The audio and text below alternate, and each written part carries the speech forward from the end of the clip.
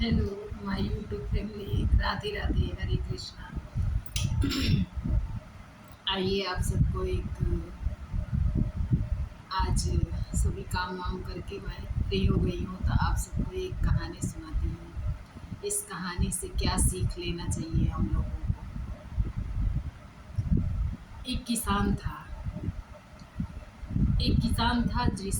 जिसने अपने खेतों में मुर्गी फार्म बनवाया था। उस मुर्गी फार्म में बहुत सारी मुर्गियाँ थी। वो अपना मुर्गी फार्म चलाता था। मुर्गियों ने ढेर सारे अंडे दे रखे थे। उस फार्म में, जो मुर्गी फार्म था, उस फार्म में एक वृक्ष था। उस वृक्ष के ऊपर एक बाज था, जो बाज का परिवार रहता था। तो उस जो बाजिन थी, बाज, मादा बाज, वो भी अंडा दे रही।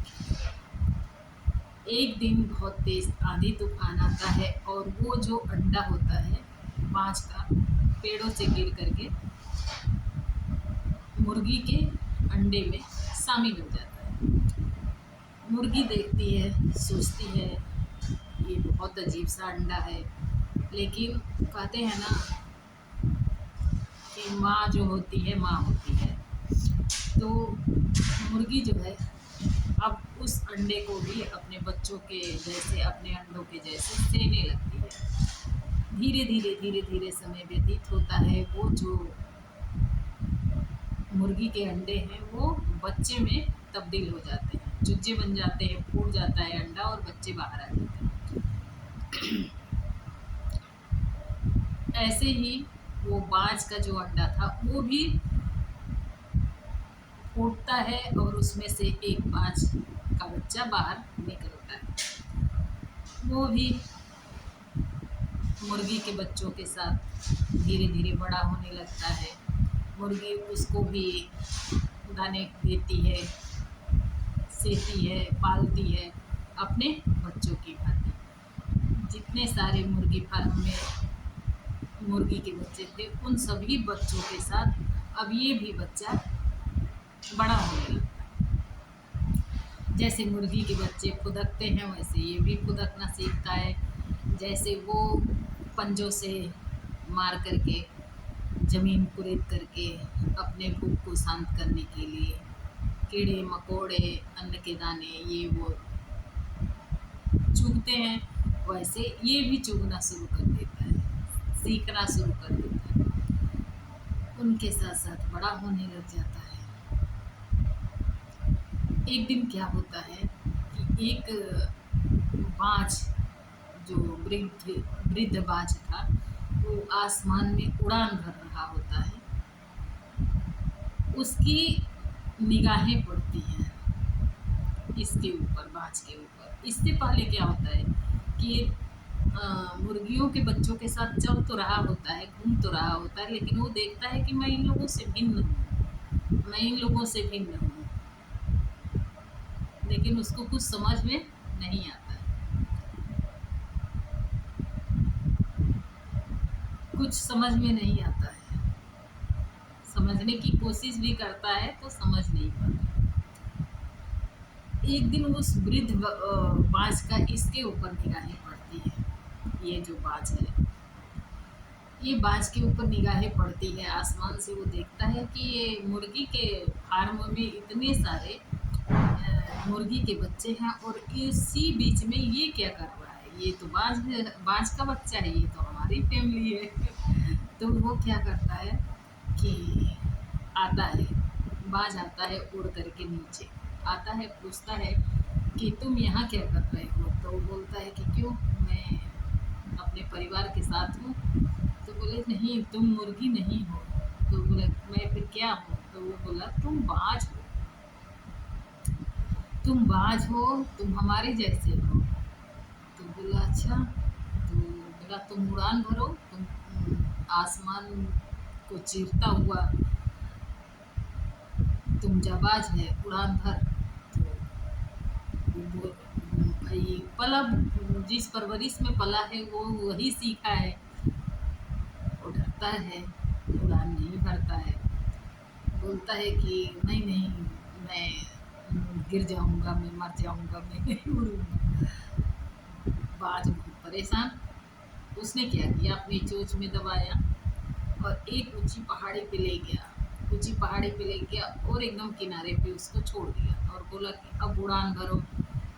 तो ये बोला कि मैं नहीं उड़ान भर सकता हूँ, मैं कैसे भर, इतना ऊंचा कैसे मैं उड़ान भर सकता हूँ, मैं कैसे उड़ सकता हूँ। वो बाज बोला कि भरो। ये बोला हम नहीं भर सकते।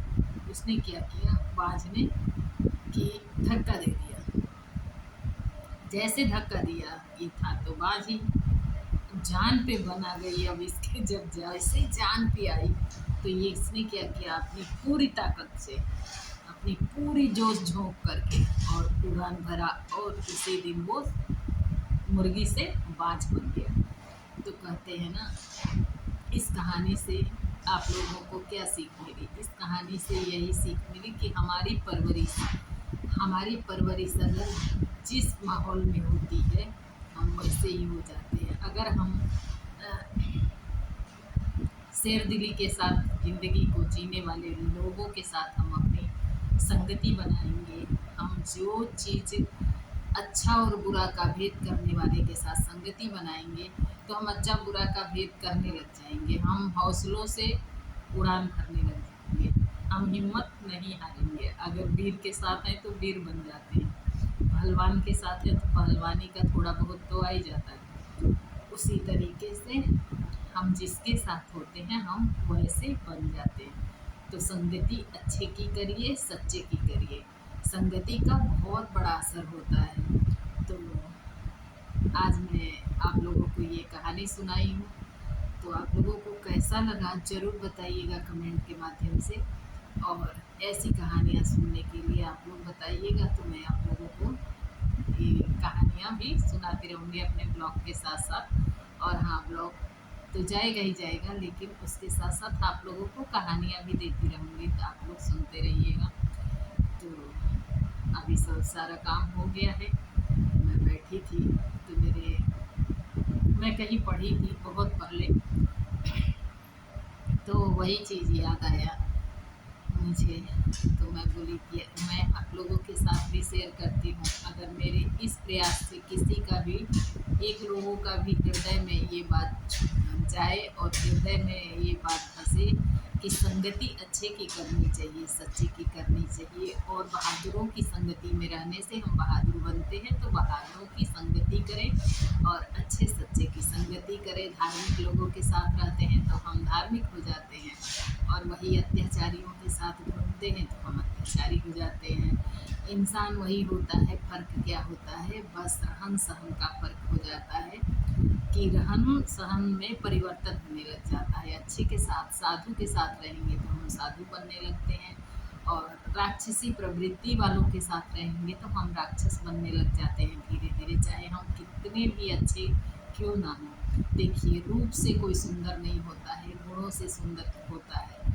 तो गुण अच्छे होने चाहिए, और आपकी प्रशंसा कोई करे ना करे, आपको अपना लगना चाहिए कि नहीं, मैं जो रास्ते पे चल रही हूँ या चल रहा हूँ वो मेरा उचित रास्ता है। तो मैं आज इतना ही आप लोगों को कहना चाह रही थी। उसके लिए राधे राधे। अब चलते हैं।